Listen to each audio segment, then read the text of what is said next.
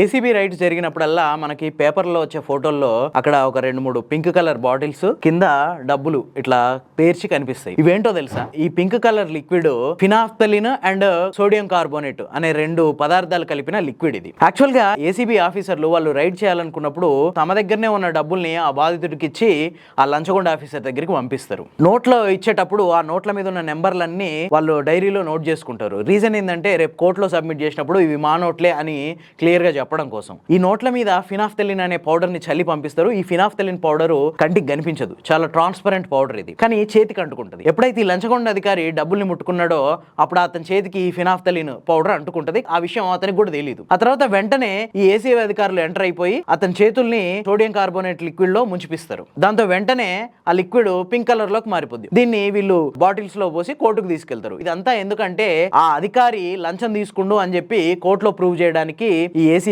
చేసే ట్రాప్ అన్నమాట ఇదంతా.